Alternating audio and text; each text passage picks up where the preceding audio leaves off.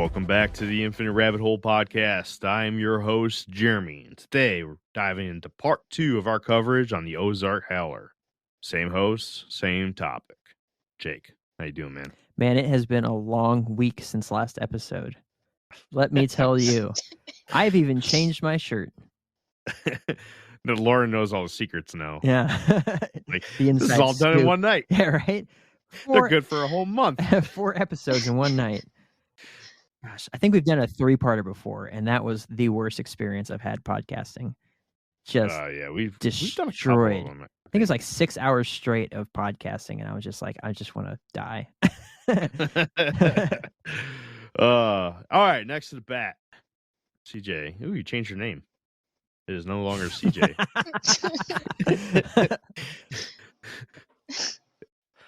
His name's Fat Ass now. So Fat Ass, how you doing?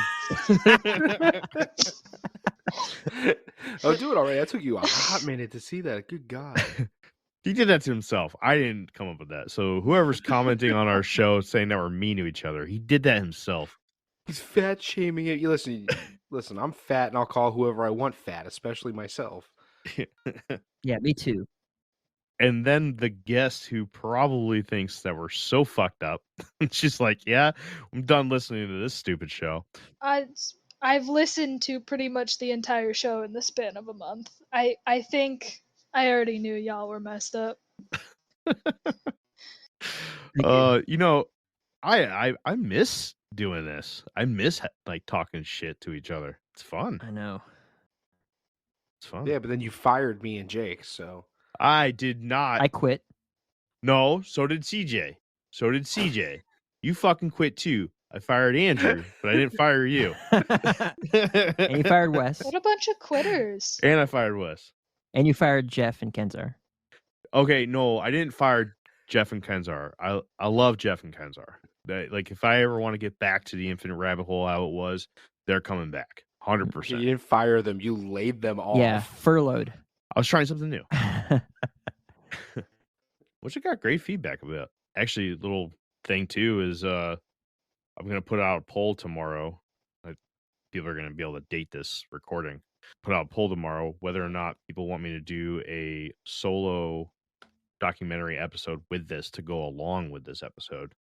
Because I've got a lot of really good responses about the documentary, the new style documentary episodes. Because the Ozark Howler is so interesting. You're going to need a 3rd episode documentary style about it. Fucking hate you. It's just so he can hear himself talk. That's it. That's the only thing. But I mean, if not enough people care, then I'm not going to even bother the time to edit it. Just edit this. I'm going to vote 10 times no. I got you, man. I'm here for you. Then I'll vote 10 times yes to cancel that out. Yeah. I'm getting on Podchaser right now. One of my bots. Hold on. Yeah. No, stop. Get out of here. Get. I'm going to leave 30 1-star reviews on the podcast. Don't do that. All of them say documentaries suck. We're finally starting to recover, man. Don't do that. I've given you a 5-star review from the code name Benjamin. You even put it on Facebook. You're like, thank you so much, Ben. And I'm like, you're welcome. Was it you? Yeah. That was what my name was supposed to be before my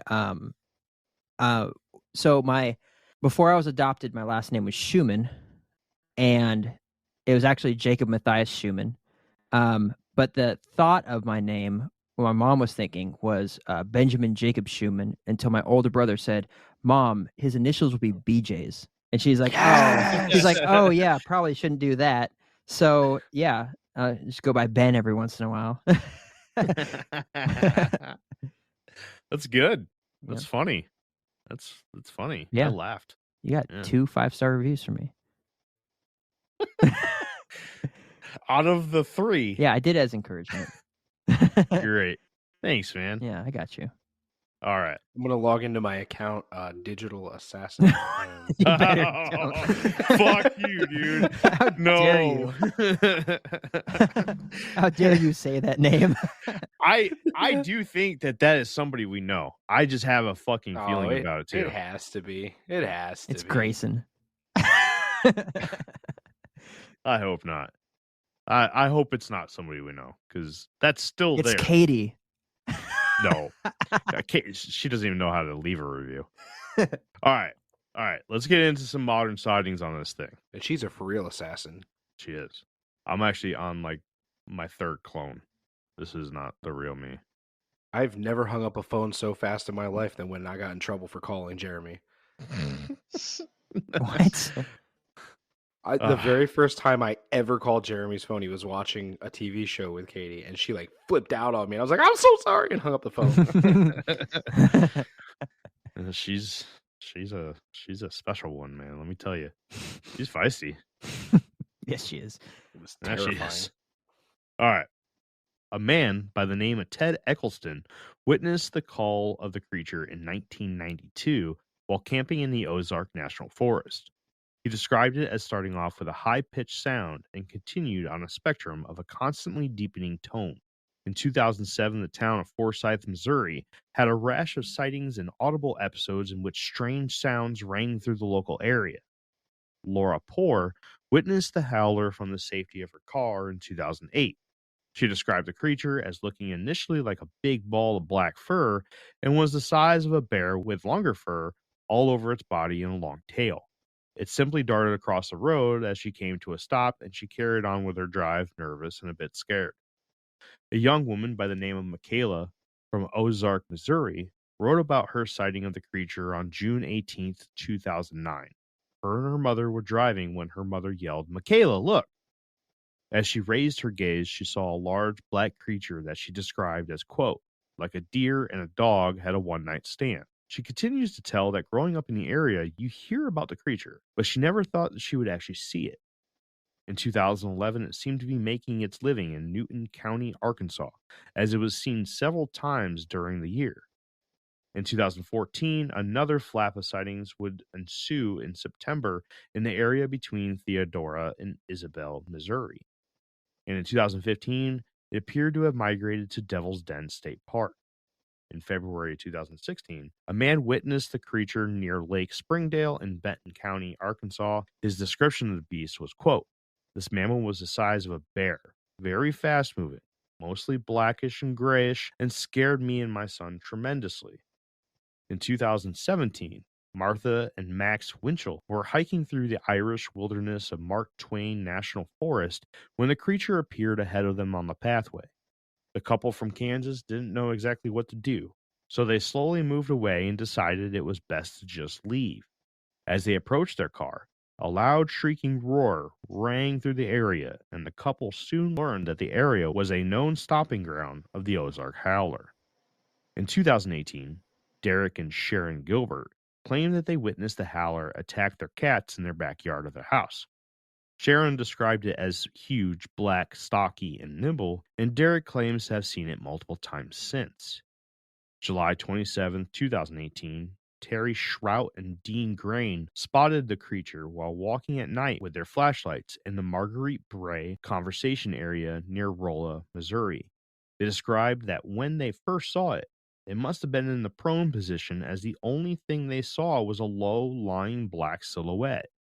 They watched as the creature rose up to about 6 feet tall and looked very much like a bear, but had movements which reminded them more of a cat.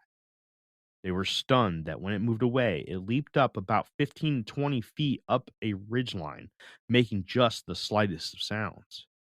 A hunter, in the summer of 2019, described his experience with the howler near Jasper, Arkansas, as he was driving on Highway 256. Quote, what shocked me the most, and what was most memorable, was the horns coming out of its forehead. He went on to describe it was very much like a cat.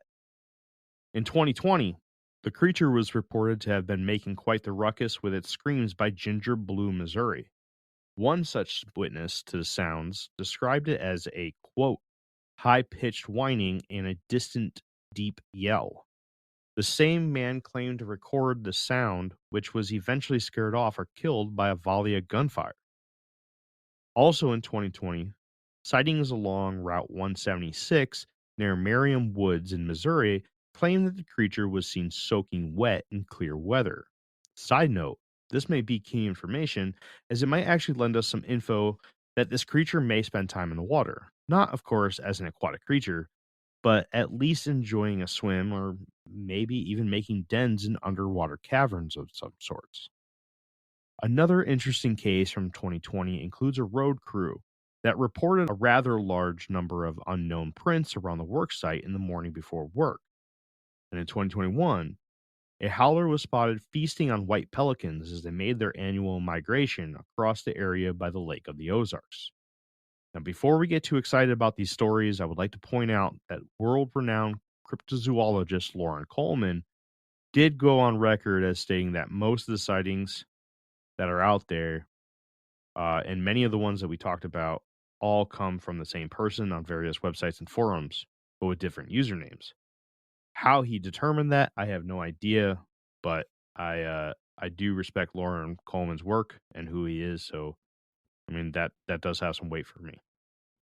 What do you guys think? Mm, very interesting. Very interesting. Michaela definitely saw Man Bear Pig. Oh, 100%.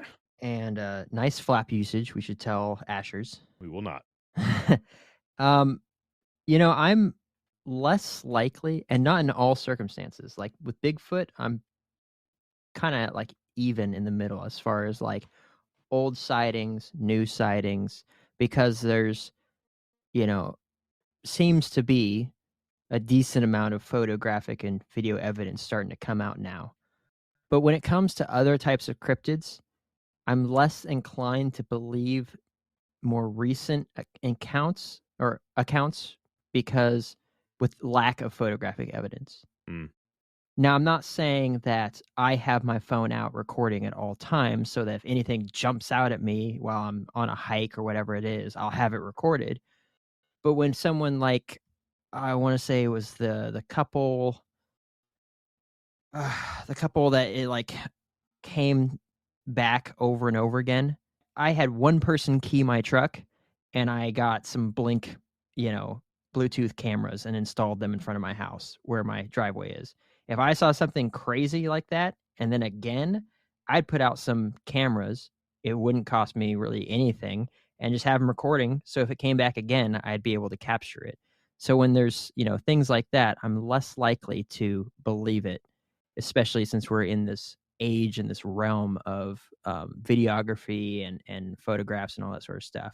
But then you said at the end that all of these accounts came from the same person with different usernames. Now, most of them. So Lauren Coleman, he does a lot of books, and he does a lot of forums and stuff. He's a he's probably the most world famous cryptozoologist still alive.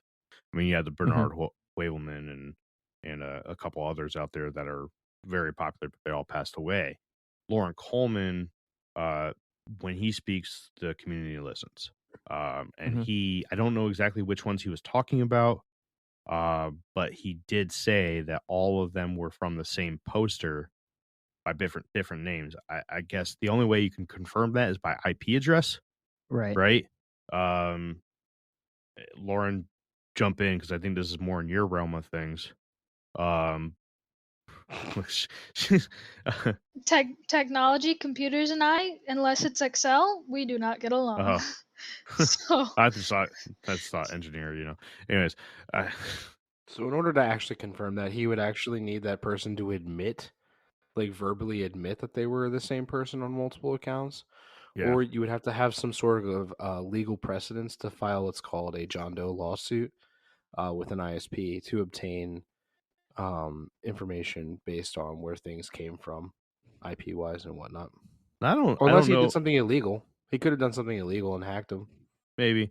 Now I know Lauren Coleman takes cryptozoology extremely serious. He has a really popular museum in Maine. It is the International Cryptozoology Museum, and the guy, he is very passionate about this. His books are fantastic. So, maybe he did take a little offense to people coming out with so much shit that he thought was complete BS. He could also have interviewed the guy and been like, for one of his accounts, and then found out to be complete BS, and then been like, all right, cut the crap. What's going on? Maybe. And then make the guy admit it. Maybe. Definitely could have. I don't know if he'd go the legal route. Picks or it didn't happen. There are photos of a supposed Ozark Yes. Howler. And I'm not horribly inclined to believe the validity of them, but I do think it's interesting the one account that Jeremy was going over about it looked like a mix between a dog and a deer, because that's exactly what that photo looks like to me. It looks like some kind of dog thylacine looking thing with some antlers on it. That looks like a fucked up Fiji mermaid version. Like somebody took multiple animals and glued them together. Are you looking at the pictures? Yeah, it looks it looks exactly like the same precedent as a Fiji mermaid. Like they took multiple animals, taxidermized them, and then glued them together. But this is walking around. Like there's actually a video clip of this thing walking. It's not just still frame. So you could put mechanical You parts. can't in that glue thing. antlers on a dog. I don't think that's a dog, man. I really dude. That don't. looks like a weasel. It looks like it looks like what the hell? It does look very thylacine-ish. It does not looks look like a a dog. marsupial with that tail. It looks like a mutt. But you could easily You could shave a dog's tail. Yeah, but then not that long. It's not gonna be that long. Look at that thing. Put mechanical parts in there and remote control it to walk around. Like The legs look like a dog's legs. but okay, so it's got the same backwards knees or their tall ankles. It does, to but the pad. like Lauren was saying, so did the Tasmanian tiger. Same thing. It had. The thing looked canid from the outside. Everything about it looked canid, but it's a marsupial. Sure. Jake, you got these pictures up? Yeah, I'm looking at just pictures on Google. It looks like a dog with antlers. I don't think so. And a shaved tail. I don't. And I don't know when these pictures came out. I meant to look and see like when they came out. I'm seeing dates as far back as 2015. I mean, you can't do the AI thing because that wasn't around back then. So you'd have to go with something physical, like what CJ was saying, where you have to dress up a dog. But I don't think that's a dog. Yeah. So I think that's a body of a dog.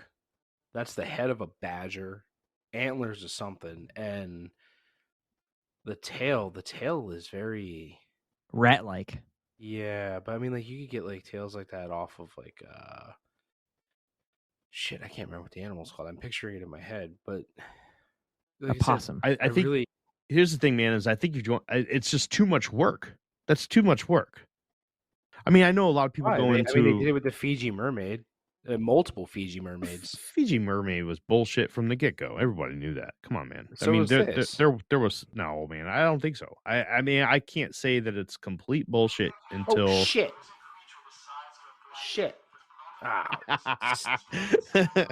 I'm leaving that in. Yeah, no, sorry. I'm trying to watch the video of this thing walking around.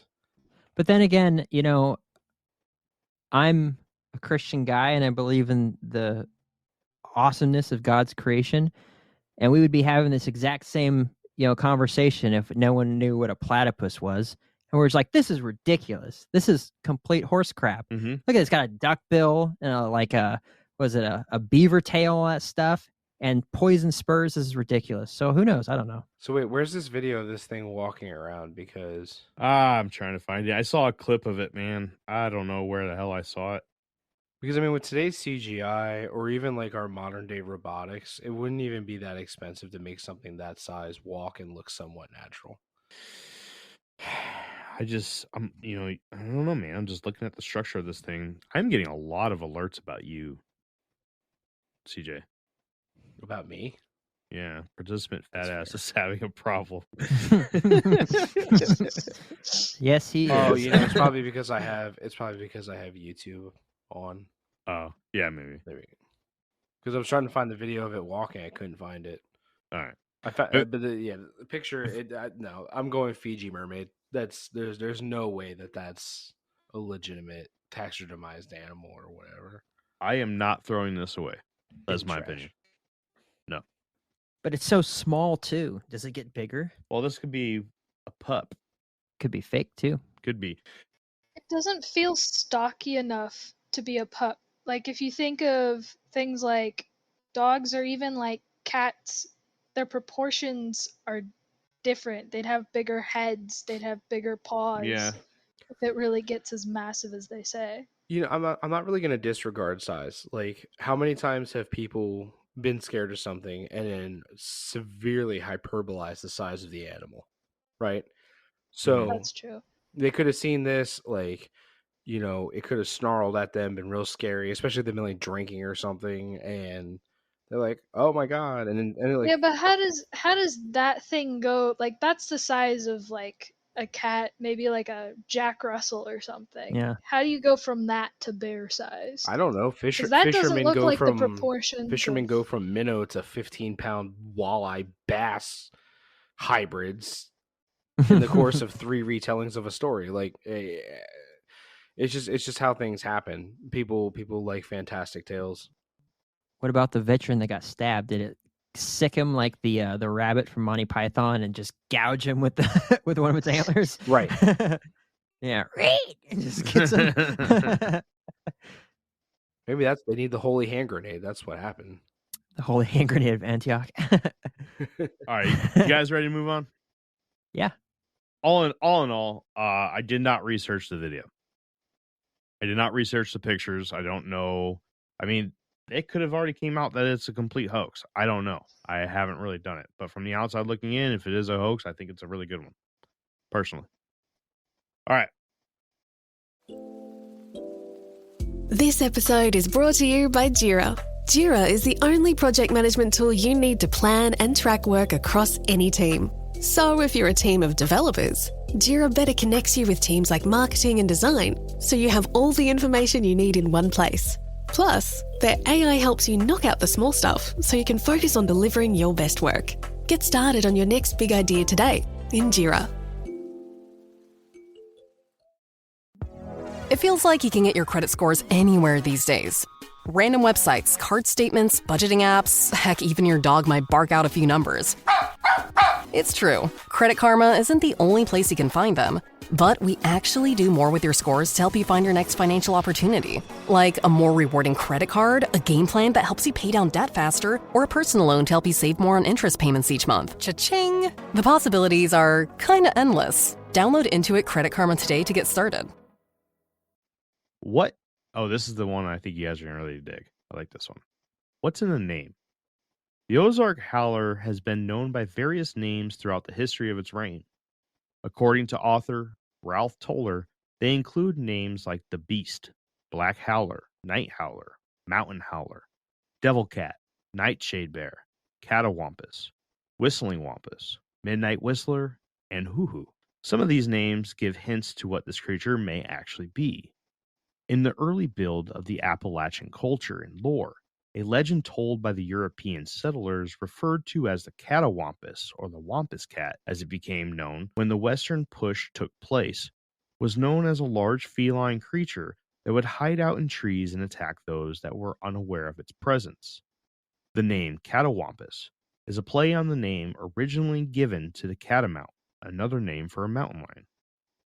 The telltale sign of this creature was the screams that were heard throughout the hollers and hills of old Appalachia. The creature has a few paranormal and supernatural aspects to it as well, but I'm going to have to save that for a future episode, because trust me, the Appalachian region of the U.S. has enough mysterious cats for its own episode or two. Among researchers of the Ozark Howler, the most common explanation is that either the legend of the Catawampus migrated west with the expansion into the U.S. interior and over the Mississippi River, or this is a creature within the same family as the Wampus from Appalachia. The similarities are uncanny, except for a few physical descriptions, but the way they act, sound, and their habits are spot on with each other. But the area had a few other groups of settlers that seemed to have an impact on the build of the legend, those being the British and the French. In many cases, the Howler has a supernatural ability to either throw its voice and or disappear right in front of someone's eyes. This is something that we see in British lore in the form of the Phantom Black Dogs. We have done multiple episodes on in the past. So please, if there is interest, go check those episodes out. Another interesting thing. Of what? Demons. Oh. Another interesting thing about this creature is that it also shows up aspects of this French werewolf known as the loup-garou. There are a few accounts of the Howler and many accounts of the Wampus having shape-shifting abilities. And if you are familiar with a map of the United States, you will notice that just south of Arkansas is the state of Louisiana, a state that is born from French culture and lore, which also has a form of the French loup-garou, known locally as the rougarou. But unlike the rougarou is thought to not be so much of a shapeshifter and rather an individual of the new cryptozoology heavyweight, the dogman.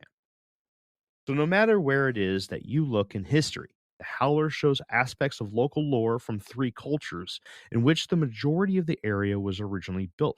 Does that mean that it's not real? No, not at all. It needs to be understood that when someone attempts to describe something, the only way they do so is with words or descriptions that they are already made aware of. For example, when Bigfoot was first talked about here in America, it was referred to as either a wild man or an abominable snowman. Why? Because that is what we had for reference at the time. The legend of the Yeti or the abominable snowman is older than the United States itself. And what would a modern man see if they saw an upright walking humanoid in a forest, covered from head to toe with hair, with absolutely no reference to Bigfoot at all? A wild man. Or, if they had heard the stories, an abominable snowman. So no, this does not mean that it is fake in my book. This makes it more interesting to me that people from different cultures were arriving in one geographical location around the same time and were seeing the same thing and using their own words to try to describe it. So what do you guys think? I've heard of the Wampus Cat before, and I've also heard of the Black Panthers in Arkansas and those that believe in those. And I'm wondering if there's a correlation between this and the Black Panthers. Aren't Black Panthers just like dark jaguars? So it's a melanistic trait. Sorry, go ahead, Lauren. Yeah, they're usually melanistic leopards or jaguars, but technically Black Panther doesn't exist as a species because it's a black leopard, black jaguar, so you could call a black cougar a Black Panther because it's from a panther family. Back in a 411 episode we did, we were remember when I said I had a theory that Jake would believe? About the one snatching the lady up into the tree and then just tearing her apart. Yeah, because the footprints went around the car and then stopped. Let's go. Okay, yeah. Well, the guy with the holes punctured in his head, and I told you it was a leopard because Oh, sure. Or jaguar. And Sorry, like they found him in the river. That one. Yeah. So Yeah. those That animals. made me terrified. I think those were jaguars, if I remember correctly, from the episode. They came up from Mexico. Came up from Mexico. So if we look at the map of the United States, the jaguars came up through Arizona typically, and were found through Utah all the way up to up north. But Arkansas is not that far from Mexico when we look at the map of the United States, and there's no reason it couldn't have passed through Texas at one time and been in Arkansas. So if we have like a legend of Black Panthers, it could have easily have been a real thing. Why are we talking about that? Because I was just curious if there was a correlation between the two. Oh, yeah. Everyone's seen this black cat-like figure and stuff like that. They could have, I mean, with the exception of the horns. So what if they could have seen like a migrating or like a territorial expansion of those jaguars from the 411 episode we were talking about? They could, right? And it could be one of two sides. You have the leopards in the west, and you have the pumas, the mountain lions, the panthers in the east, right? And for some reason, I don't understand the biology of it, but almost every feline in the world has a melanistic version. Except for mountain lions. Except for fucking mountain lions. There's never been a recorded case of a mountain lion that looked any different from any other mountain lion. But yet, in the Appalachian areas of the United States, there's reports of them. I mean, it's a cryptid. You know, the Black Panther is a cryptid, or Black mountain lion is a cryptid in the United States. And I mean, why? What in the mountain lion's DNA says that this cannot be melanistic? It has to be tawny, like every other mountain lion that's ever been seen. But you can go see a jaguar ones with spots, right? Like literally spots. There's black fucking cheetahs, man. Like cheetah spots where the whole cat's black and you can make out these little darker spots in its fur. I just don't get it. I don't understand how every other cat in the world can be melanistic, but not a fucking panther or a mountain lion. Right. I don't get it. I don't understand. And you could, CJ, you bring up a good point. I mean, this thing could have came west. It could have came from the east. If it came west, it was a jaguar. The part that gets me about it though is the like they talk about like hearing it like scream and stuff, and like when you hear about the screams and whatnot, that's typically something you would hear from a mountain lion, particularly when they're mating. They scream like women being killed. Yeah. Right. Yeah. So to CJ's or Fat Ass's point, it could be the only bad word I've ever said on the show. It could be that people in those areas are just so used to seeing mountain lions that their assumption is this is a black mountain lion, or they're called a black panther, where what they're really seeing is northern migrating black jaguars and whatnot. Yeah, maybe. My question would be is if we're only seeing the melanistic ones, which on the whole are a smaller percentage than the golden jaguars, why we've never seen one of those? Why is it just the black ones? That's true. I mean, if we had seen black panthers in this area, you would think that it would be a better chance of seeing the tawny versions. Well, their territory wasn't predominantly over in the Arkansas area. It was up above Arizona and north. We could be talking about, like right now they have those two jaguars in like, I think it's New Mexico right now. It was like Jefe and the second one whose name I can never remember. But I have no idea what you're talking about. We talked about it in the 401 episode. So there's currently like jaguars are making their way back into the United States. There's two of them right now in the New Mexico area that they keep an eye on and watch their territory. So we're talking like we may not have seen a golden one because like Arkansas is so far removed from that territory. Like it's not unreasonable to think it didn't wander over there or migrate that way for whatever reason that it did. But it's not a common thing. So like they would have seen this jag and then it would just be multiple people seeing the same jaguar. And that would be why we wouldn't have seen like the other ones, because they're just not heading that direction. I don't think I think the jaguars were wiped out in the 30s of the United States, right? Something like that. I don't know. I can tell you. That one's out of my reach. The last female jaguar was killed in Arizona in 1949. So yeah, this could easily have been a jaguar that just found its way over there. I could see it. Definitely see it. But man, I am all for animals going back to their natural habitat, but if I ever see a jaguar, nuh-uh. I'm out. I'm moving to Canada. That's right. There ain't no jaguars here in Canada. Let's ask Kenzer. Except for the Canadian jaguar. Got him. All right. So I really want to go over this next part. This next part is extremely exciting to me. Because bioluminescence. Yes, this here is this is wild. This may change the game in a lot of cryptid stories, or a lot of cryptid sightings that were previously unbelievable. The eyes. One key feature of the Ozark Howler is the fact that many have reported their eyes glowing red, even without any light used for reflection. This means that their eyes aren't reflective like what we see if we shine a flashlight at the tree line in our backyard, but rather that the eyes produce a sort of bioluminescence that is unseen in any land mammal documented by science. Well, I'm very pleased to tell you that this isn't 100% true. It was during the research for this creature that I was proven wrong when it comes to this. I originally saw the statement that Tasmanian devils had eyes that produced their own light in the darkness in the book The Ozark Howler by Ralph Toller. So I had to take a sidestep and look into this more because if this is true, that would be an absolute game changer.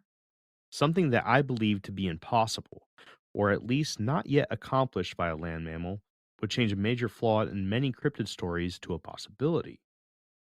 What I found was that although true, it wasn't 100% what he claimed. According to AustralianGeographic.com.au, there was a discovery made in 2020 that a rather large number of Australian mammals had glowing parts of their bodies when exposed to ultraviolet lights. This was true for the Tasmanian devil as well.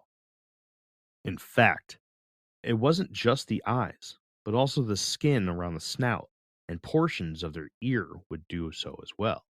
Many may be asking the question, why does something that glows under ultraviolet light mean anything to us? We can't see it. True, but this is the step of the color spectrum just above the visible range of colors to the human eye. It is not a stretch of the imagination that a simple tweak to the adaptation of an animal could change from ultraviolet to our visible spectrum, especially since it has been proven that many creatures, such as birds, insects, fish, reptiles, amphibians, and a handful of mammals, see ultraviolet just fine. And this is also true for the infrared side of the color spectrum as well, which makes up the portion of the spectrum below our visible colors. So what does this all mean? Well, this means that there may very well be a whole line of communication for land mammals that we are completely unaware of. And every other known species that possesses this trait uses it as a form of communication about such things like mood, identity, and health. Could red eyes in the night mean something like, hey bro, I'm pissed, go away? All I have to say is my mind's blown. What do you guys think? So you're saying that they had some invisible light waves that became visible? Or are you saying that the howler would always be able to see the... So basically what I'm saying, all right, the sightings from the howler, a lot of them, I'm talking a really good portion of them, 90% plus, highlights the red glowing eyes, even without Right. any kind of reflective. I'm talking about like the science. Are you saying that it's something like UV infrared, or are you saying that it's already in the visible spectrum? No. So the light that these animals emit, and they range from marsupials to mammals in Australia, there's a lot of them, are emitting, they're creating a bioluminescence under their skin, in their eyes. You can Google this. That is visible under light that exposes these lights. We Right. can't see them without a tool. We need a tool to see them. They looked at them with ultraviolet visuals, such as cameras, FLIRs, infrared cameras, and are able to see this stuff. Now, obviously, the infrared is wrong. It would have to be the other side of things, the ultraviolet stuff. But it has been proven that there is bioluminescence in the eyes and the thin skin around certain areas of both marsupial and mammal animals in Australia. And it's specific to Australia right now. I mean, when this came out, people did research to other animals, North America, South America, Europe, and wherever else in the world. And it's not being seen anywhere else. But to think that something that is in the ultraviolet spectrum or on that, the ultraviolet side of the spectrum for an adaptation to be made into our visible spectrum, I don't think is too Gotcha. far out of the realm of possibility. I think that's very well within the realm of possibility. And it's not a very far step. I mean, ultraviolet and infrared are right outside of our spectrum of colors. I mean, they're right on the fringes. I mean, there's this whole spectrum of other colors outside of ours. I mean, I'm sure you're aware of. Can't cats see ultraviolet? I don't know exactly what animals other than the ones I just named off of there, but yeah, there are a ton of animals that are said to be able to. Scorpions. Yeah, there's a lot of animals that are said to see it, and I mean, Platypi, they glow under black light. I wonder if that has something to do with it. I bet you it does. I bet you it does. Is it possible that it's like some weird colored version of night shine? You talking about like eye reflection? Well, I know like night shine, like in cats and stuff, is typically like a greenish color. when you see their eyes. Yes. Like, is it possible that like this reddish color is just like a bizarre, like maybe their lenses are different or something, and their eyes So into like there glow are red instead of animals. green? There are animals that have red eye shine. Like us. Yeah, there are like when we take the old cameras before they got rid of the red eyes. Mm-hmm. That was the humans version of it. But it would have to be. It's not something that's even. We can't even see it under our own, lights. Like if we shine a light at someone's face, we can't see the reflectiveness in our eyes. We need a tool to see it. No, well, I And- mean, we've all seen a cat's night shine, like in a dark Right. room or something. Like, what I'm saying is, like, what if this is like similar to that? It's just like it's a red color instead of like the green or the yellow you would typically get. Well, they don't have shine. You have to you have to shine a light at them to get a reflection back. Well, I mean, these guys are outside unless they're in a cave, like at the bottom of a cave or something. Like, and if they're in that cave, they've got some sort of a light going on. Like you could catch night shine off the moon. You could catch night shine off of anything. And like if there's humans present, we have lights. We don't see in the dark. If they're walking around, they have lights. So there's no reason that there couldn't be an instance of night shine. That's true. It definitely could be. And there are animals, I don't know exactly which ones shine red, but I know that one of the techniques that Bigfoot researchers use when they're dealing with eye shine is that they are looking for a green eye shine. That is the specific one to like apes and chimps and stuff like that. I was going to say the same thing, CJ. I was like, yeah, just because they're not, shining a flashlight in the thing's face doesn't mean that there isn't a moon out, or the stars are really bright, or there's, close planets, or something like that. There's always some source of light, right? The only way they'd be walking around at night is if there was some source of light, like a full moon, because obviously we can adjust so much, but we can't adjust in pitch black, True. What do you think, Lauren? I think that it's in the cases, coming as a skeptic, in the cases that they are seeing an animal, it would be eye shine. However, I think a lot of the Ozark Howler is heavily influenced by what people like. They might just see an animal and they come up with exaggerations on it, especially when you hear of cryptids with like glowing red eyes. That's super common, and they're always, oh, they glowed like fiery hot coals, and that's very pop culture kind of thing. Like even Hounds of the Baskervilles, it had the glowing eyes and muzzle, and that was just phosphorus, of course, in that story. But it's a common association with beasts or demons is something with glowing eyes. Yeah, true. It could be just a little mix of mythology and folklore kind of getting the best of people. And there you go, just like what CJ was saying, whatever that human brain thing that we do is, where we see shapes in clouds and in trees and all sorts of stuff, because our, primitive people had to be very weary of that sort of stuff, because you get killed. If you couldn't see the things around you, you couldn't see the jaguar looking at you in the tree, that sort of stuff. So they get this conception of this monster that's out there, and then they see whatever. I mean, shoot, they could see a mountain lion and be like, that's the Ozark Howler. Yeah. It's kind of like a... Go ahead. I also think it's interesting to note that a lot of this stuff happens in the woods. At dark, they see a black shape, and then they think they see something like horns. Those could be branches behind it. And then somebody sees that it looks like it has horns, and then that story goes around, and now everybody's seen it. Interesting. I don't know. Just a sheer amount of reports. Anyways, Jake, what you're kind of explaining is sort of like a weird mythology influenced pareidolia. That's it. That's the word. Yeah. Yeah. Well, you're saying that there's a sheer amount of reports coming in of people seeing the same thing. We experienced that with serial killers. The minute they put out a description of a serial killer, or they put out an image of a serial killer, the police station, like, they'll have to like hire extra call. Like, they'll get hundreds of calls all over the country. People saw the same guy. Yep. 100%. That's a good fucking point, dude. That's a really good point, because yeah, I'm not going to go into that. I'm going to keep that one in the back pocket.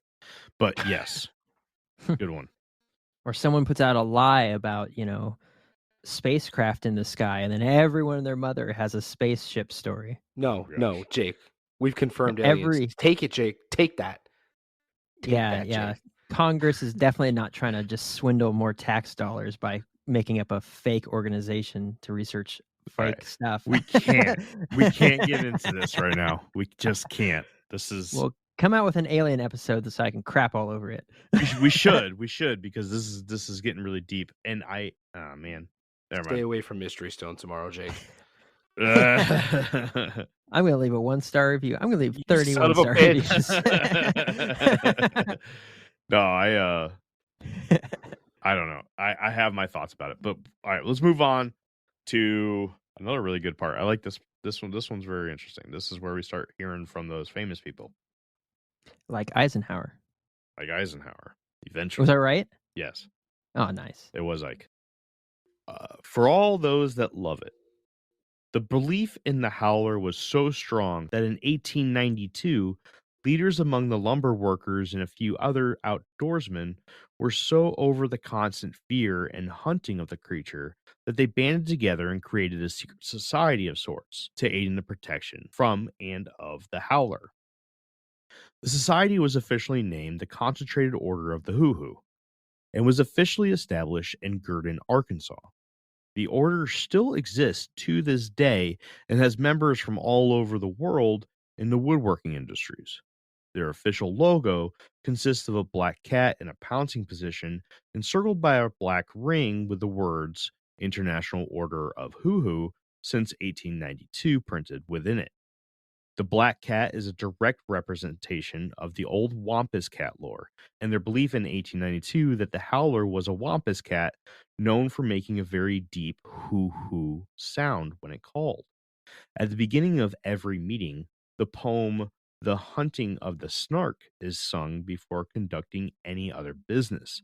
The poem was written by a man by the name of Lewis Campbell and refers to a specific hunting trip that took place that ended awfully. Although very long, a section of this poem is sung which refers to the Snark, which was yet another name commonly used in the 19th century for the creature now known as the Ozark Howler. Many different theories have risen about the true reasons for the birth of the society, with the main purpose being to protect both the workers and the Howler at the same time, as an effect to create a way for the creature to live and the woodsmen to earn their livelihood. Two of the more historically famous known members of the Hoo-Hoo were Presidents Theodore Roosevelt and Warren G. Harding, which was a huge chapter in the history of the society as it began its involvement in not only local politics but national politics as well. With the society in the Oval Office, it was granted numerous federal resources for its cause. I just wanted to make note that all this information on the order came from a book written by Ralph Toller titled The Ozark Howler, in which he refers to a podcast for his information called Counting Creatures.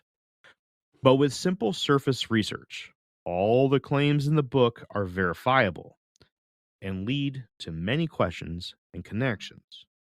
One of which comes to my mind instantly when you hear the name Roosevelt in a reference to a creature in the woods, is whether or not Roosevelt's influence in the creation of the national park system had anything to do with his tie to the Order of the Hoo-Hoo. And if so, maybe the theory Roosevelt creating such a system to house cryptids such as Bigfoot and the Howler may actually have some weight behind it. I mean, the Ozarks do have multiple federally owned land claims, and his official position within the society was as president of American Forestry, and it was documented that his initial task was to establish protected zones for the Howler. Either way, this goal extended into his presidency, where he established the national park system. Roosevelt served as president from 1901 to 1909, and the establishment of the Ozark National Forest was made official on March 6 of 1908, and was one of the last things that Teddy did as president of the United States. There is one more interesting tidbit which comes in the form of a conspiracy in relation to these two presidents and the order. Both presidents died of mysterious and sudden circumstances. Roosevelt died in his sleep of a heart attack in his home in Oyster Bay, New York in 1919, just prior to his attempting at becoming president for an unprecedented third term. And Harding died of a heart attack in San Francisco in 1923 while talking to his wife. There are many other conspiracies having to do with Harding's death, but the one that seems the most important in relation to the Howler is that in his toxicology report after death, it was determined that he was poisoned. Both men passed away as active members of the order and are theorized to be on the bad side of its members, with the conspiracy being that many believe that they were killed in some way by way of the order's wishes. Let's discuss Roosevelt's death first. In 1919, Roosevelt had apparently had the order's backing in becoming the first president to serve a third term. In his first two terms, which ended in 1909, 10 years prior, he had a very strict stance against any harm aimed at the Howler. This upcoming third term was aimed to be a very different one from his first two. Teddy was known as being an avid hunter, and within those 10 years since his last term, he had grown to really enjoy hunting, and now, as part of his campaign, he claimed to be able to hunt the Howler and prove its existence. He told of an idea that America needed a stronger mascot than the bald eagle, and that the Howler would make a great replacement. He even went as far as to mention that he wanted the Howler to be placed on the back of the penny. Roosevelt made a huge mistake by believing that the Order of the Hoo-Hoo needed him more than he needed the Order, and therefore it is believed that the Order had assassinated him in order to keep him away from a third term as president. It is then said that shortly after a personal meeting had taken place between Roosevelt and the higher-ranking members of the Hoo-Hoo, the organization reached out to a much newer member who joined in 1905, member number 14,945, a Warren G. Harding. Harding was to step forward as a candidate, and the order would take care of the rest. Long story short, Harding became the 29th president of the United States. Unfortunately for Harding, he was surrounded by lobbyists once in office and approved a bill that increased the number of provisions extracted from the Ozarks, and this was in direct contradiction to the order's cause. On August 2nd, 1923, Harding died in room 8064, aka the presidential suite of the Plaza Hotel, by an apparent heart attack while in the presence of his wife. To add insult to injury, after future renovations to the Plaza Hotel, the presidential suite room number was changed to 888. Why 888? Well, it's not 100% certain, but the belief is that the number 888 is a direct reference to Roosevelt's member number, which was 999. The reduction in number being a tie between the place of Harding's death and another member that seemingly betrayed the order. Now, earlier in this presentation, I told the story of three veterans who had a nasty run-in with the Howler in 1946 in Marshfield, Missouri, and I mentioned that there was a famous visitor who made a trip to the town. Well, that visitor came on September 29th, 1948. It was none other than President of the United States, Harry S. Truman. During his speech, as he arrived by railway, Truman made note that he had previously visited this small town time and time again. This turned out to be true, as he was not only very familiar with the town elders, but was also a member of the Freemasons, in which he spent a stint as their Grand Master from 1940 to 1941. Truman was born in Missouri and was initially a member of Lodge number 450 in Belton, Missouri, before doing many stints as a member of various other chapters and other secret societies. Now we have to go back to the Hoo-Hoo and Roosevelt and Harding for a second. Sometime after the death of Harding, the order split into two separate identities due to many members being upset with how politically motivated the order had become. The Order of the Hoo-Hoo still exists to this day, but the spin-off, which was now simply known as the Sawmen, took over the original goal of the Hoo-Hoo as protectors of the Ozarks and the Howler. The Sawmen stayed active with the Hoo-Hoo, but were a completely non-political entity other than accepting funding for their protection plans, which was filtered by the order. The Sawmen became a real, quote-unquote, secret society. It stayed completely out of the limelight. They went as far as to even hide the entrances to their bases and meeting halls, many of which were underground. This is where Truman comes in. Truman approved funding to the Sawmen for a specific base while in that meeting at the Masonic Lodge in Marshfield. This base was just a few yards away from the shores of the Osage River in Missouri and came equipped with a waterproof door due to the threat of flooding by the river and a well-placed quote-unquote log jam used as cover from people passing by.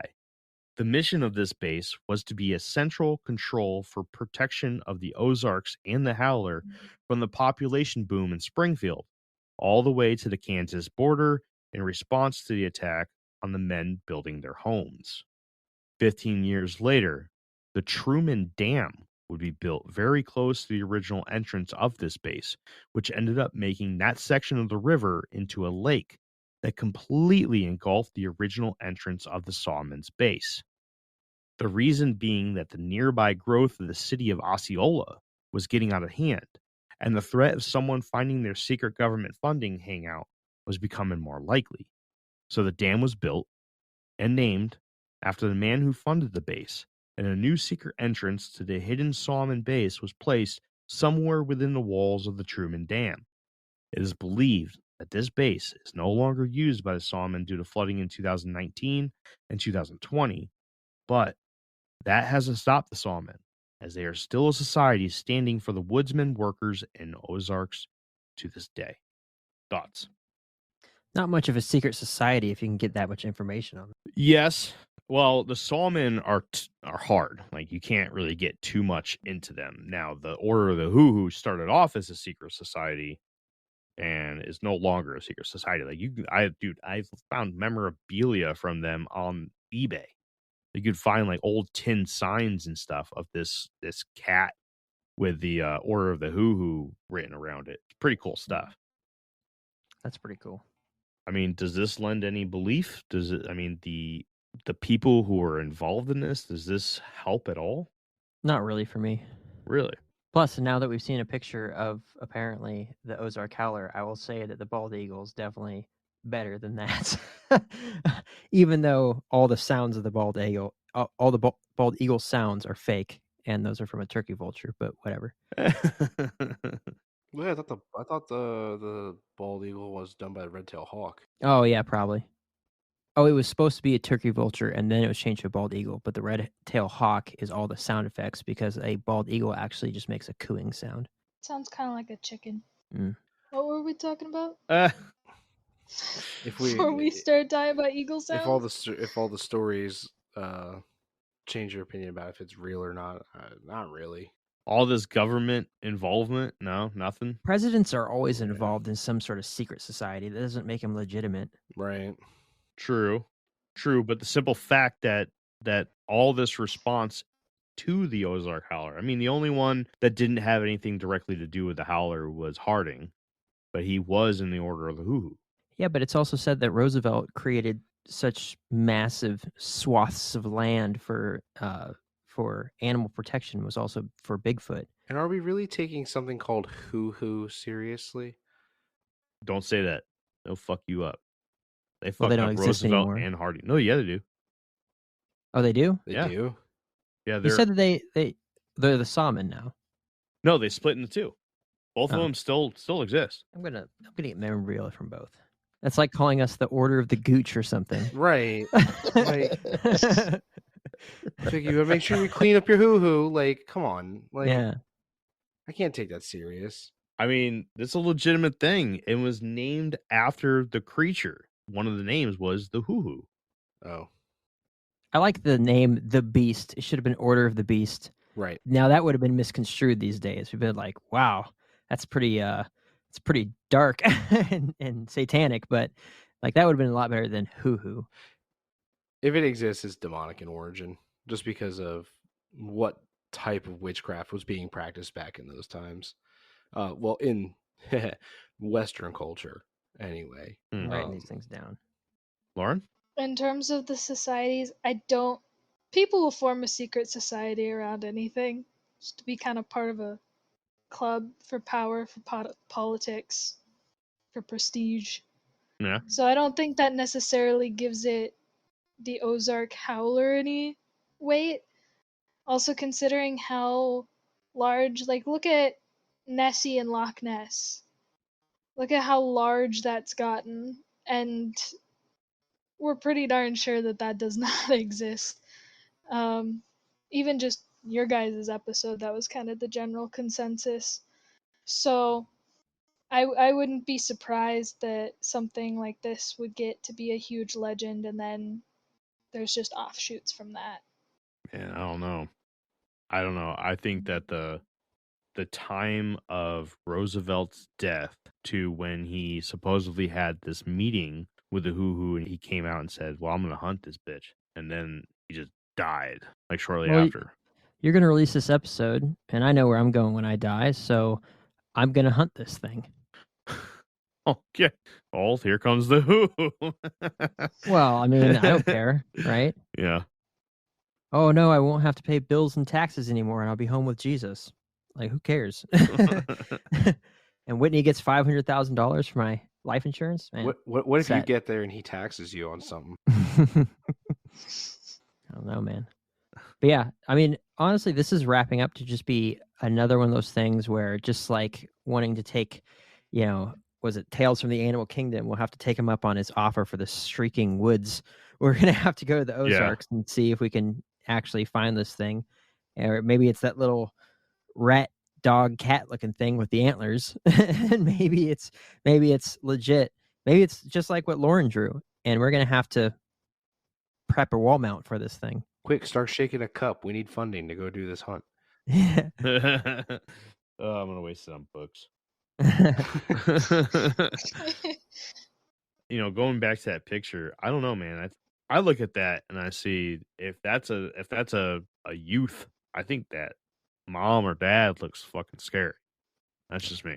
But I agree with Lauren though. We see that in felines and canines, and I'm sure other animals too, that the paws, the ears, they're not exactly the adult size, but they're way bigger if the animal is supposed to get massive, right? Yeah. And so it's like I don't know. I don't buy that thing is a pup, considering it's so skinny and lanky and its paws and ears are so small. So the one thing I do want to point out is like we're talking about something that could be feline in nature, but it also has antlers, right? Where if we're looking at the animal kingdom as well, something like a feline packs claws and fangs because they're predatory. An animal packs antlers as defense. Mm-hmm. So like you don't really see both things typically in one animal, where they have prey animals typically have defensive weapons, where predators have offensive weapons. We're looking at an animal that has both. Fiji mermaid, taxidermized animal. Oh, very interesting, CJ. I mean, this is definitely a long shot, but there have been animals and even people who will end up with like keratinized growths that can show up on the face or the forehead that resemble kind of horns. They're not going to get to the size of like a ram's horn or an elk antler, but you never know. Maybe somebody saw a bear with some weird keratinized something on its forehead and was like, those are horns. And then that spurred all of these legends. Yeah, that's a pretty good idea too. For sure. I like that one. Rabbits have some sort of disease. Some of them will get, and they actually look like they have some little They look like horns. jackalopes. Well, that's where people are like, "Oh, I saw a jackalope," and they're like, "No, you just saw a sick rabbit." That thing would be a mount. I'd take one of those and being like, "This is awesome." No, well then any rabbit that you have in life will always have those horns. They'll get the disease. And we know how much you love rabbits. You went. What if it was like, let's really reach for some straws here. What if it was like a feline-esque animal that had some sort of, it was susceptible to some form of cordyceps? See, now cordyceps will form stalks on the head. Cordyceps is a scary thing. I think that if cordyceps can ever make the jump, that's really bad for us. Talking about the fungus? Yeah. The thing that basically it drives the creature, like it just jumps into the driver's seat. It just drives you up until like the top of a bush, and then you just die there so that it can grow underneath the sunlight. It's, I mean, it's literally zombification. A lot of them behave in different patterns. Some of them make the animal turn into bait for predatory animals, so it can breed in the intestinal tracts of the predators. But like, it's not completely out of the realm of possibility that a species of cordyceps maybe found its way into a smaller feline species that maybe we hadn't classified at the time. This cordyceps could have taken it over, made it violent in those instances. Cordyceps are also known to form stalks in the head, especially like things like snails and stuff. It'll form sets of stalks to take that over. It's not unreasonable to think that it would make it violent. And then if it wiped out that feline species before we had a chance to classify it, definitely wouldn't be the first wildcat to get wiped out of the United States. That's right. No, you're right. Definitely wouldn't be. Now that you brought it up, that's what I'm gonna dive into tonight. I'm not gonna be able to fucking go to sleep now. Thanks. Yeah, I saw this picture of like the bottom left picture with these like grub worms or whatever, and my scalp started itching, and I was like, great. I was like, yeah. But yeah, I gross. mean, you see, it gets like these fungal growths, and it literally drives you. Are they hard or are they soft? It depends on the species. It depends on what that type of cordyceps is designed to, like how it reproduces. Like the cordyceps itself, its whole thing is for it to reproduce spores. So it depends on how it does it. Is it in the intestinal tract of another animal, or is it in the sun, like Jeremy said, or is it under a damp rock? However that fungus creates more spores, and that determines what it does. Yep. But it's literally the concept of many zombie movies, but in the insect world. All right. Y'all ready? Ready. All right. There are those that hate it.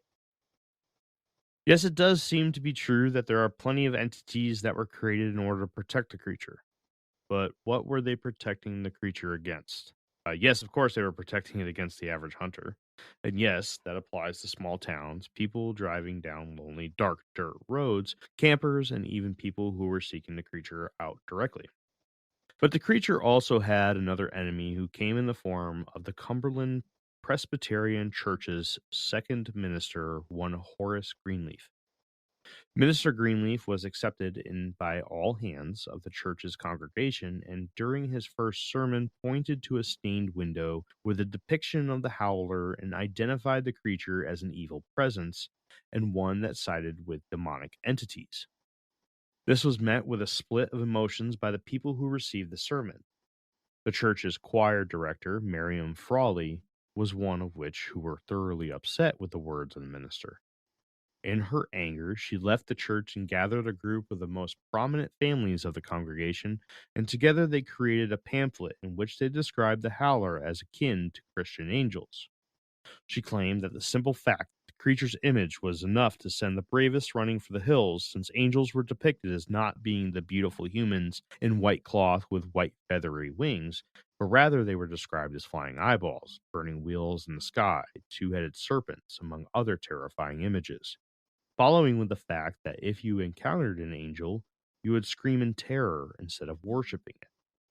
Tension got so bad that on Christmas Eve 1907, Greenleaf stood before the congregation and proclaimed that he would not stand to serve the church unless the window had been removed, and continued to grab a large brass candlestick and hurled it through the window.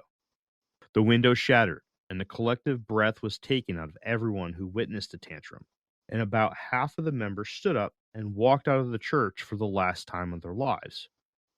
Frawley was furious and yelled back at the minister that the church would be cursed due to his actions.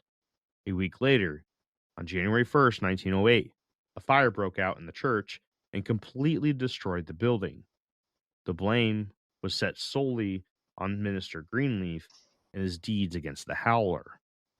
Another conflict between the Howler and a church took place in the early 1900s in the town of New Dixie, Arkansas, at the St. Boniface Catholic Church. The church was a place for the predominantly German migrant population to worship, but rumors surrounding the church of occult practices, satanic worship, the abduction of infants and toddlers, and a secret black altar in the basement, which was said to all be centered around the Howler. One day, the building nearest the church, which some claim was the true covenant of the rumored satanic worship, was set ablaze during the church's mass. The leaders of the church sent a few volunteers to tend to the fire instead of notifying the local fire department. This was a mistake, as the fire quickly traveled to the church and the building burned down completely. In a similar fashion to the onslaught of the Black Dog of Bungay that we covered in our 91st episode titled Black Shuck and the Other British Black Dogs, some claim to have seen the beast prowling around in the fire as if it were enjoying the entire event. That's it, everybody. That's everything that I have on the Ozark Howler. 2 episodes, CJ. Yep. Okay, you lost me. Why did the guy throw the candlestick through the window? The Howler was seen as a demonic entity by him, and he did not want to serve the church under the image of a demonic entity. Churches have done that for forever, like really old cathedrals with their gargoyles and stuff perched on the outside. Amen. That doesn't necessarily mean that it's real, you know? Right. I'm just telling you the Yeah, the for story sure. of it, But yeah. It's weird that they equated it to like things like the seraphim and the cherubim, and et cetera, et cetera, et cetera on that too. Like, because none of those angelic descriptions match anything like the Howler. Like they don't even look you're right. that sounds like such like a horror movie base. Like we have a church, but it's not really church. It's Satan posing as a thing, running a church that's pretending to be worshiping God, but really you're worshiping Satan. Like, Both of those cases just kind of feel like human hysteria to me. sounds like Yeah. Dean Koontz wrote it. Dean Koontz has one good book. That is it. Don't you ever disparage Dean Koontz in front of me. I will walk to He has Wisconsin one. to deal with you. You should. Then we can finally shake hands. But yeah, one good book. That's it. So that's it. Lauren, how was it? It was great. It was fun. Tell me how bad it was. The beginning was a little bit, I feel like I was kind of nervous at the beginning. I talked really fast and too much, but during the intro. But you know what? Y'all aren't nearly as intimidating as I thought you would be. No one talks more than Jeremy. Listen, badass. Canceled. All right. Let's ask the final question. Jake, you first. Real or fake? Fake. I'm unconvinced, and I was definitely more unconvinced when, you know, well, not all, but most, like you said, of the newer sightings were all fake. Because it was one person, multiple different usernames and stuff, which isn't even like that out of the realm of possibilities, because one person, gave you 2 5-star reviews using different names. So that could mean that one person could make just a bunch of different usernames at different times, even if it's spaced out between like a week or a month or whatever, and just say, I had this experience. And then someone else says, I have this experience. And it's the same person. True.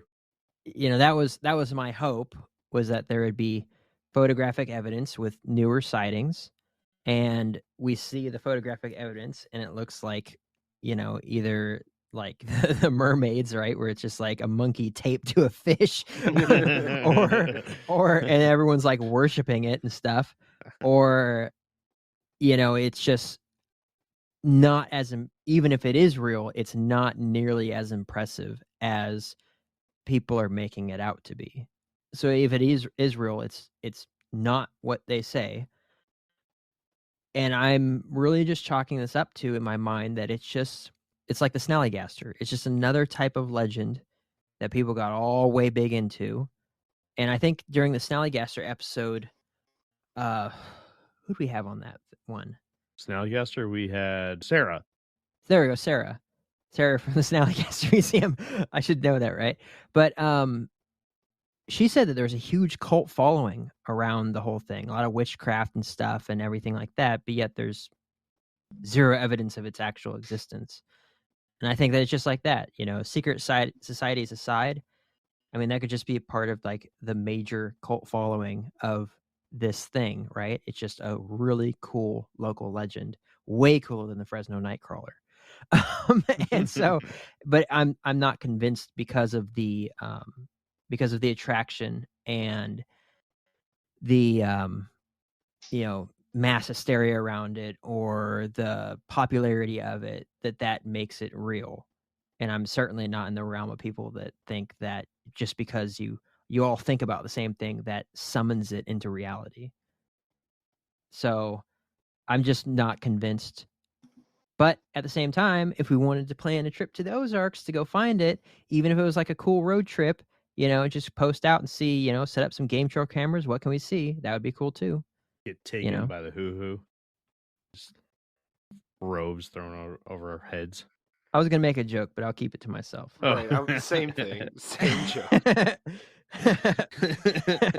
All right, CJ. I'm with Jake. It's fake.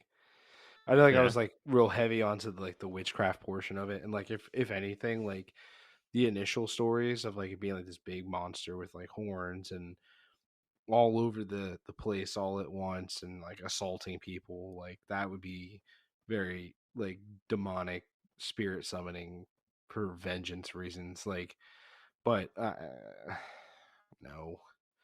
We have a guy who played with lead a lot, came down and claimed it was real. Like, it was a cat with cordyceps. I like that explanation. It was a cat with cordyceps.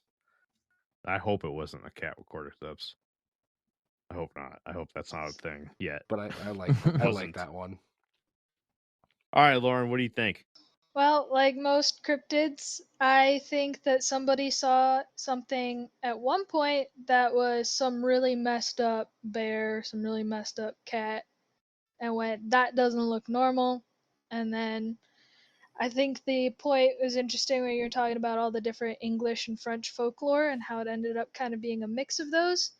I think they were explaining something normal, maybe it was not a good look at it, maybe kind of messed up, got in a fight, had some growth on it, and they explained it using their legends, and then that spiraled. Because, I mean, they were all out in the woods. They were seeing bears, they were seeing cats, they were seeing shadows.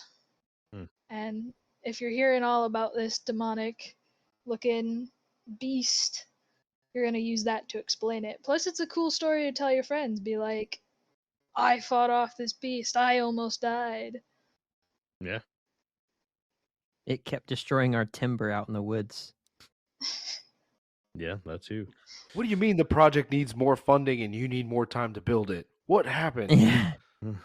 Oh, let me tell you, man, that's a crazy story. Now, if that guy really got stabbed like that, that is interesting. But I've been stabbed by a tree branch before. It could have just been some dudes fucking off doing stupid shit. Somebody gets seriously hurt, and you're like, dude, shut the fuck up. This was the Howler. Okay, this is how we're going to blame this. Now, come here so I can pull that log out of your shoulder. If I go to jail, then this place never gets built, right? You know that? You know how we did the thing they said we shouldn't do? Yeah, we're going to need you to be quiet about that. At one point in my research, I was actually getting really convinced. I came into this not believing a single thing. I thought this was just going to be some cool story. I love the folklore aspect to it.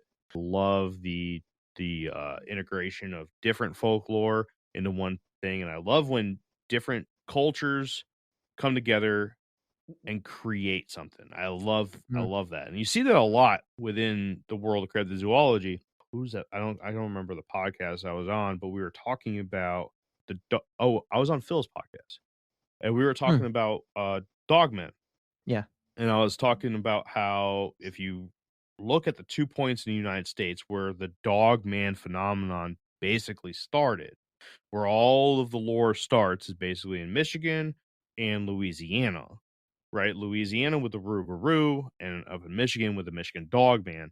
and you draw a line directly down the middle, they basically line up right over each other, and both of them were initially homes to French immigrants or French explorers were coming in through that area or those areas. They brought over their culture, their lore of their werewolves. You know, obviously the werewolves came from places such as Romania first, and then made its way to France, where it was named the Loup-garou. Then it was named the Rougarou, and then you had these two that came down the middle. And if you look at maps and you look at where the dog man phenomenon is mostly prevalent, I mean, although it's all over the United States now, the Mississippi is where it was born. And you have things like the Beast of Bray Road, which is literally just a few hours drive from the Mississippi River. You have all of these different dogman urban legends that build off of cultural influence. And that's what I was really trying to paint with all three of those things. And it was very easy to find that. It was not hidden. It was right there on the surface. You take these three cultures, you mix them together, and what do you get? You get the Ozark Howler. I do find it interesting that they all came together and they said that they saw something, and what they saw was their culture.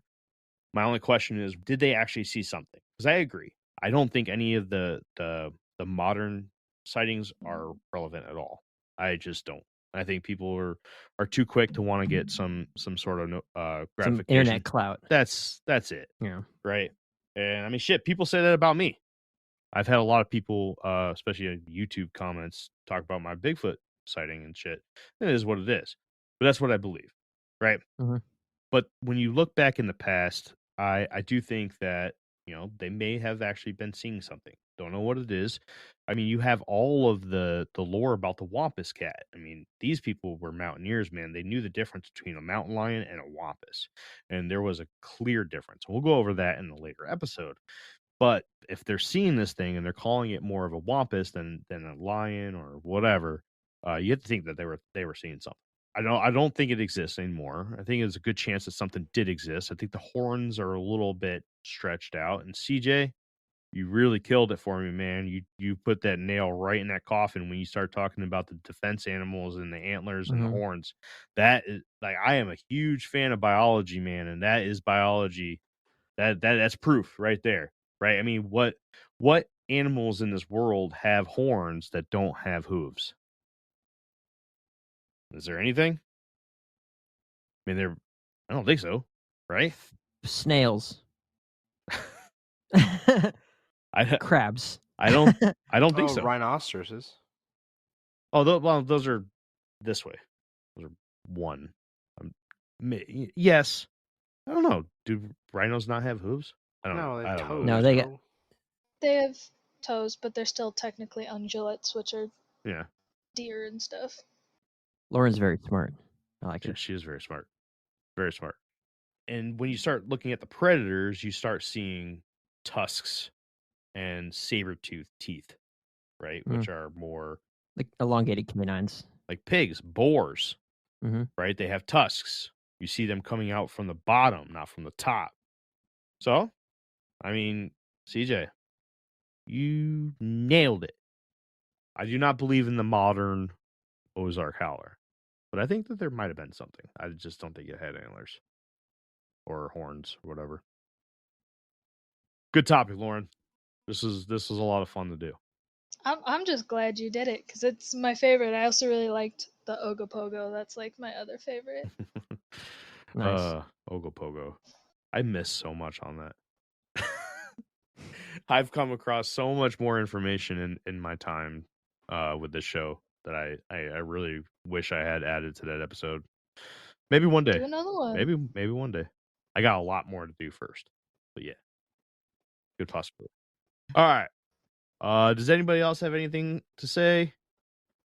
I think you did a great episode. Ooh, you put a lot of time and effort into it, a lot of research, and what you were saying, like reaching out to people and stuff like that. I think that you did a really dang good job. Well, it was fake, but it was a good job. This was the first time that I gathered the balls to send some emails. I made 2 phone calls. Who did you call? We'll talk about that off air. Okay. But you called Roosevelt. No. You did a seance to ask Roosevelt directly. But I did reach out to a member of the Who. What? I did. And I was just like looking for history of it. That's it. Just kind of trying to figure out, some of the history behind the name and everything, and whether or not it was really tied to the Ozark Howler. And sure enough, yeah, that's where Are you it came a from. full-fledged member now? No, not at all. Not at all.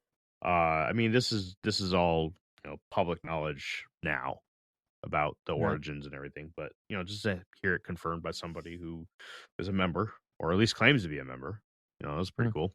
All right, Lauren, one more time, let everybody know where they can see that awesome artwork. Do it. Yeah, so you can see it on Instagram at Lmecum Studio. That's LMECUM Studio. Yeah, go check it out. Like I said, pretty much anything on there is you can buy the original or prints, and I do custom longboards and commissions and all that kind of stuff. She does great work, everybody. At the very least, please go check it out. Good stuff. Really good stuff. Lauren, thank you for coming on to the Infinite Rabbit Hole podcast, and thank you for your request. This is cool. I'm happy that I was able to get this in before you took off, because you're almost done at work, right? Yeah, yep. A couple more weeks or almost something. Done. CJ, badass. It's always nice to see you, man. Yeah, thanks. It was nice having you back, man. I miss you. I miss you a lot. You know that? I appreciate you. I miss you playing Ark.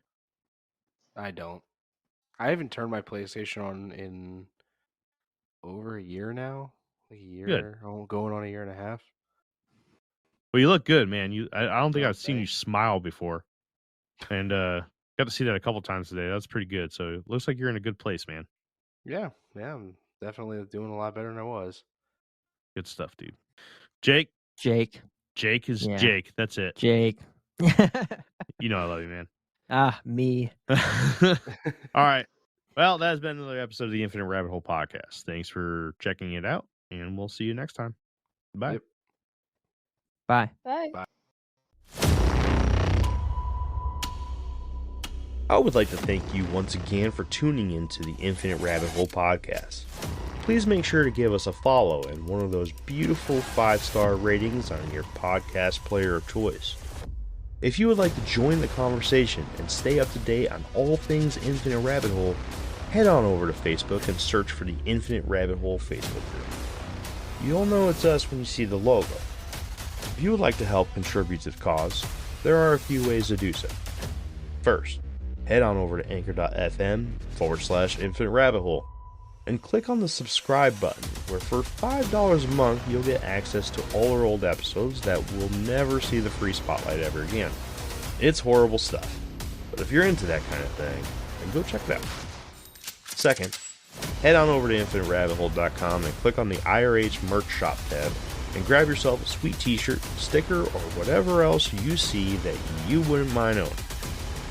Until next time, travelers, I'm Jeremy, and I'll see you at the next fork in the path of the Infinite Rabbit Hole. Bye.